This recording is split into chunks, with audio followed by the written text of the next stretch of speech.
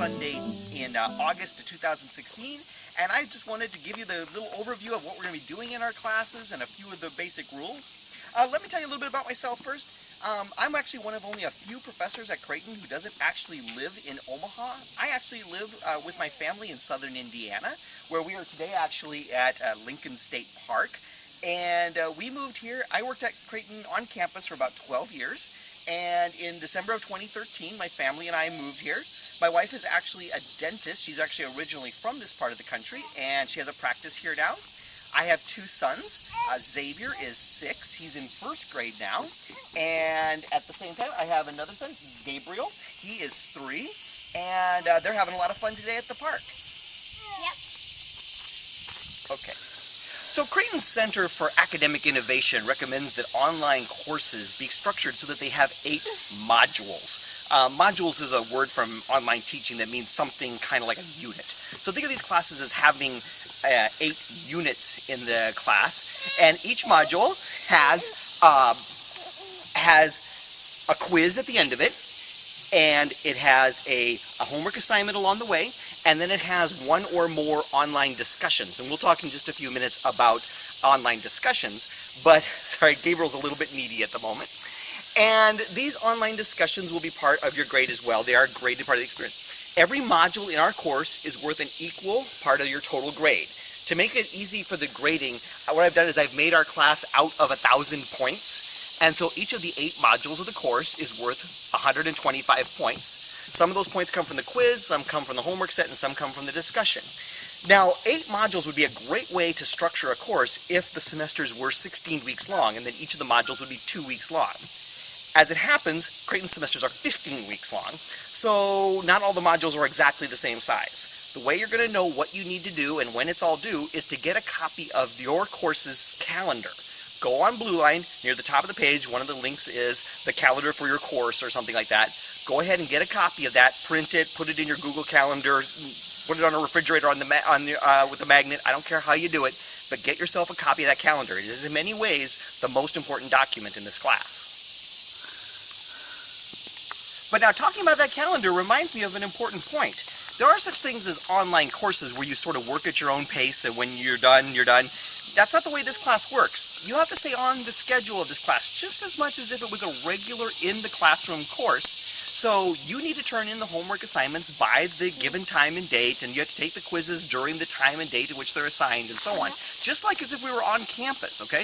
Now you do have some, you can turn them in. I think most of the deadlines are 11:59 p.m. on the date that they're turned in. So obviously you could turn them in, that afternoon or 11:58 p.m., whatever works for you. But you do have to stay on the schedule. And the university is not that flexible about that kind of thing.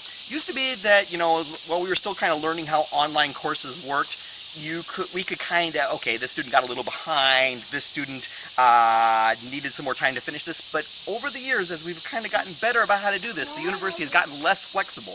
You do need to stay on the schedule, barring something that would have been a reason to fall behind in the classroom type of class, like, for example, obviously something like a health issue or a death in the family or something like that. Then, of course, we can be flexible. So as I've said before, a big chunk of your total grade in this course does come from the online discussions, which are conducted in Blue Line. And I get it that students are often a little freaked out about how are those graded and what are they expected to do and so on.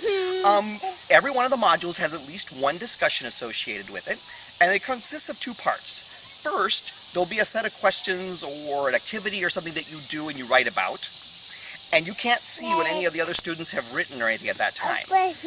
Then, once everybody has turned that in, you have to respond to the original posts of at least 2 of your classmates.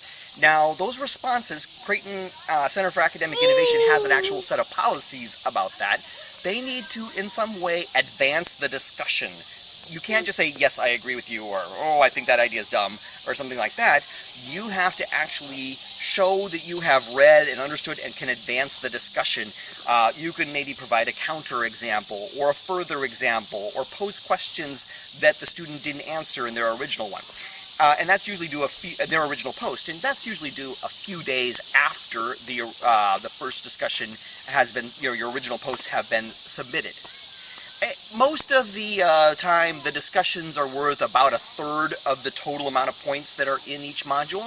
And, you know, the main thing is just to not miss the deadlines and to actually meaningfully contribute. As long as you meaningfully contribute to both your original post and your responses to your classmates, you'll get most, if not all, of the points. It's only when you miss a bunch of deadlines or your posts are kind of pithy that you start losing points in that.